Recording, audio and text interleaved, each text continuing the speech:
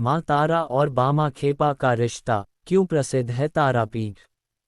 पश्चिम बंगाल के एक गांव में वामाचरण नाम के बालक का जन्म हुआ। बालक के जन्म के कुछ समय बाद उसके पिता का देहांत हो गया। माता भी गरीब थी, इसलिए बच्चों के पालन पोषण की समस्या आई। उन्हें मामा के पास भेज दिया गया। मामा तारापीठ के पास के गांव में रहते थे। जैसा कि आमतौर पर अनाथ बच्चों के साथ होता है, दोनों बच्चों के साथ बहुत अच्छा व्यवहार नहीं हुआ। धीरे धीरे वामाचरण की रुचि साधु संगति की तरफ होने लगी। गांव के मशान में आने वाले बाबाओं की संगत में रहते हुए वामाचरण में भी देवी के प्रति रुझान बढ़ने लगा। अब वह तारा माई को बड़ी माँ कहते और अपनी माँ को छोटी माँ। वामाचरण कभी शमशान में जलती चिता के पास जाकर बैठ जाता तो कभी यूं ही हवा में बातें करता रहता। ऐसे ही वह युवावस्था तक पहुंच गया। उसकी हरकतों की वजह से उसका नाम वामाचरण से वामा खेपा पड़ चुका था। खेपा का मतलब होता है पागल, यानी गांव वाले उसको आधा पागल समझते थे। उसके नाम के साथ उन्होंने पागल उपनाम जोड़ दिया था। वे यह नहीं जानते थे कि वस्तुतः कितनी उच्च कोटि का महामानव उनके साथ है। वह भाद्रपद मास की शुक्ल पक्ष की तृतीया तिथि थी। मंगलवार का दिन था। भगवती तारा की सिद्धि का परम सिद्ध मुहूर्त। रात का समय था। वामाखेपा जलती हुई चिता के बगल में शमशान में बैठा हुआ था। तभी नीले आकाश से ज्योति फूट पड़ी और चारों तरफ प्रकाश ही प्रकाश फैल गया।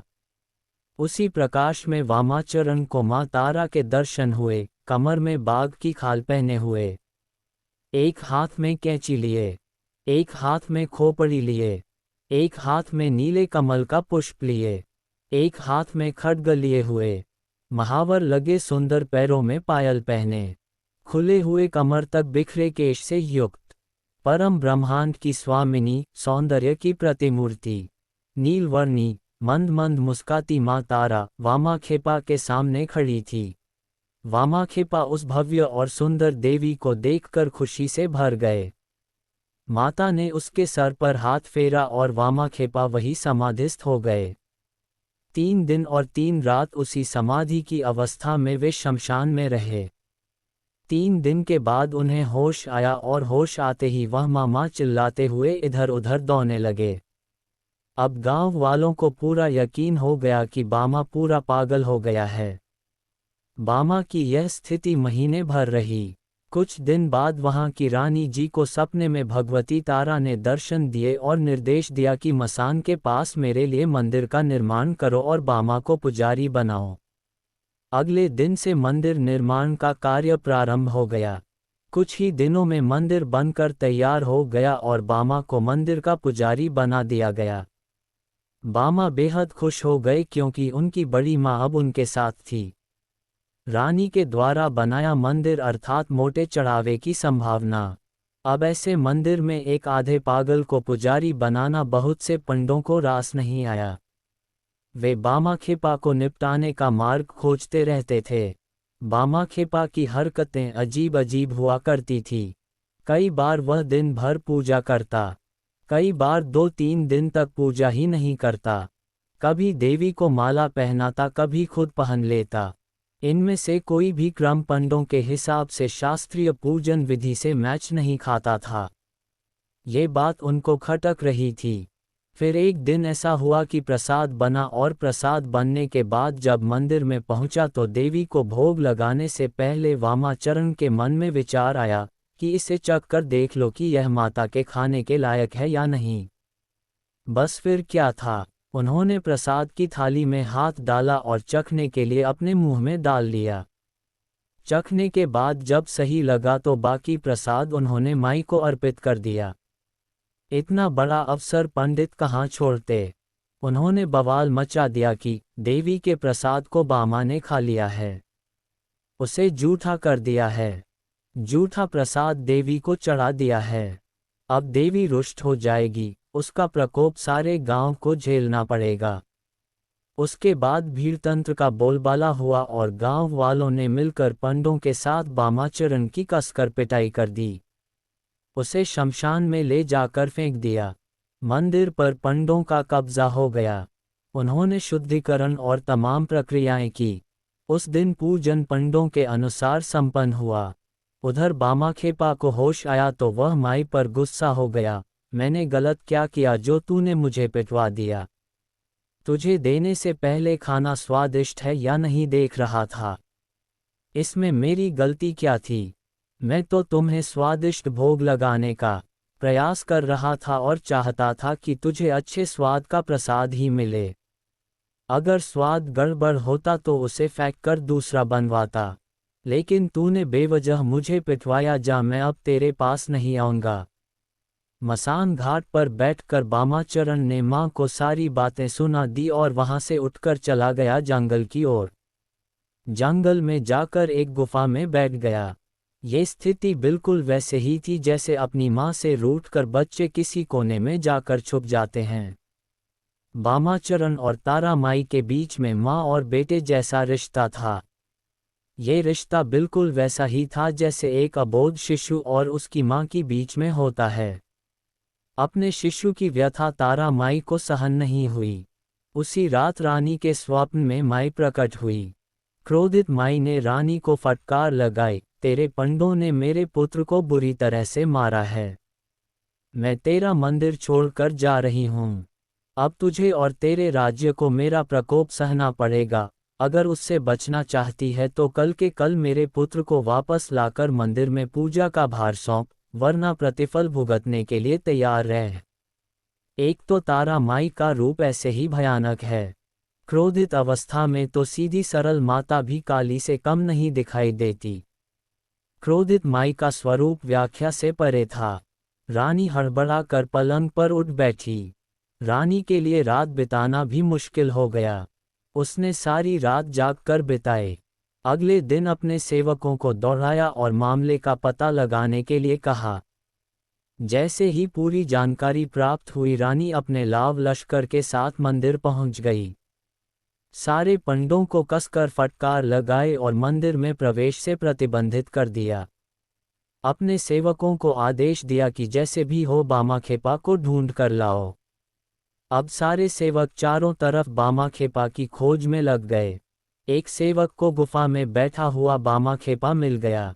बड़ी मनोबल के बाद भी वह नहीं माना तो सेवक ने जाकर रानी को बात बताई। अंततः रानी खुद गुफा तक पहुंची। बामा ने उन पर भी अपना गुस्सा उतारा। आपके कहने पर मैं पूजा कर रहा था और मुझे देखो इन लोगों ने कितना मारा। उनकी बाल सुलभ सहजता को देखकर रानी का नारी हृदय भी ममत्व से भर गया। उनकी समझ में आ गया कि तारा माई का मातृत्व इस बामाखेपा के प्रति क्यों है। उन्होंने फरमान जारी कर दिया, इस मंदिर का पुजारी बामाखेपा है। उसकी जैसी मर्जी हो, जैसी विधि वह करना चाहे उस प्रकार से पूजा करने के लिए वह स्वतंत्र है। कोई भी उसके मार्ग में आएगा तो दंड का भागी होगा। यह मंदिर बामाखेपा का है और तारा माई भी बामाखेपा की है। वह जिस विधान को सही समझे उस विधान से पूजा करेगा और वही विधान यहाँ पर सही माना जाएगा। बामाखेपा को तो जैसे मन मांगी मुराद मिल गई। माँ और बेटे का मिलन हो चुका था। मंदिर व्यवस्था फिर से बामाखेपा के हिसाब से चलने लगी। ऐसा माना जाता है कि तारा माई खुद बामाखेपा के हाथ से प्रसाद ग्रहण करती थी। ऐसे अद्भुत ढंग से बामाखेपा तारा माई के पूजन करते जिसका कोई नियम नहीं था। कभी सुबह 4 बजे पूजा चल रही है तो कभी दोपहर 12 बजे तक पूजा प्रारंभ नहीं होती।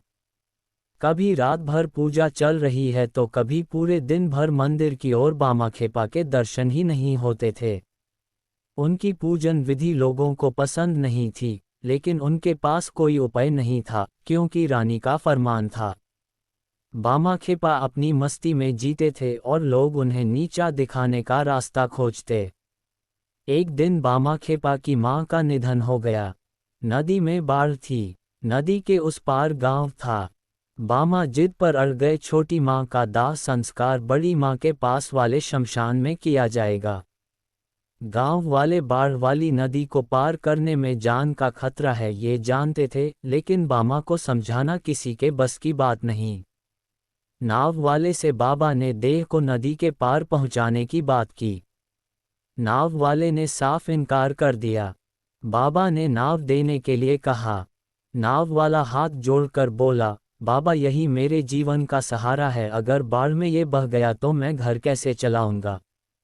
बामा के चेहरे में रहस्यमयी मुस्कान बिखर गई, जैसे उन्होंने कोई निर्णय ले लिया हो। उन्होंने अपनी माता के शव को उठाया और खुद नदी पर चलते हुए इस पार पहुंच गए। गांव वाले आंखें फाड़े उस दृश्य को देखते रह गए। बामा की इच्छा के अनुसार ही उन्होंने माई के मंदिर के पास वाले शमशान में अपनी मां का दाह संस्कार संपन्न किया। मृत्यु भोज के लिए आसपास के सारे गांव में जितने लोग हैं, सभी को निमंत्रित करने के लिए बामा खेपा ने अपने घर के लोगों और आसपास के लोगों को कहा। सब इसे बामा खेपा का पागलपन समझकर शांत रहें। जिसके पास 2 वक्त की रोटी का पता नहीं, वह आसपास के 20 गांव को खाना कैसे खिलाएगा, यह उनके लिए कल्पना से भी परे की बात थी। जब कोई भी निमंत्रण देने जाने को तैयार नहीं हुआ तो बामा खेपा अकेले निकल पड़े। उन्होंने आसपास के 20 गांवों में हर किसी को मृत्यु भोज के लिए आमंत्रित कर लिया। सारे गांव वाले ये देखने के लिए तारापीठ पहुंचने लगे कि देखा जाए ये पगला किस प्रकार से इतने सारे लोगों को मृत्यु भोज कराता है। गांव वालों की आंखें उस समय फटी की फटी रह गई जब सुबह से बैलगाड़ियों में भर भर कर अनाज सब्जी आदि तारापीठ की तरफ आने लगी। बैलगाड़ियों का पूरा एक काफिला मंदिर के पास पहुंच गया। अनाज और सब्जियों का ढेर लग गया। जो लोग आए थे उन्होंने खाना बनाना भी प्रारंभ कर दिया। दोपहर होते होते सुस्वादु भोजन की गंध से पूरा इलाका महक रहा था। प्रकृति भी अपना परीक्षण कब छोड़ती है, आसमान में बादल छाने लगे। प्रकृति ने भी उग्र रूप धारण कर लिया। बिजली कड़कने लगी, हवाएं चलने लगी और जोरदार बारिश के आसार नजर आने लगे। बामा खेपा अपनी जगह से उठे और जिस जगह पर श्राद्ध भोज होना था, उस पूरे जगह को बांस के डंडे से एक घेरा बनाकर घेर दिया। घनघोर बारिश चालू हो गई लेकिन घेरे के अंदर एक बूंद पानी भी नहीं गिरी। गांव वाले देख सकते थे कि वे जहां बैठकर भोजन कर रहे हैं वह पूरा हिस्सा सूखा हुआ है और उस घेरे के बाहर पानी की मोटी मोटी बूंदें बरस रही है। जमीन से जल धाराएं बह रही हैं। वह पूरा इलाका जिसमें भोज का आयोजन था, पूरी तरह से सूखा हुआ था। 20 गांव से आए हुए सभी लोगों ने छककर भोजन किया। हर कोई तृप्त हो गया। अब बारी थी वापस अपने अपने गांव जाने की। घनघोर बारिश को देखते हुए वापस जाने के लिए दिक्कत आएगी यह सोचकर सभी चिंतित थे।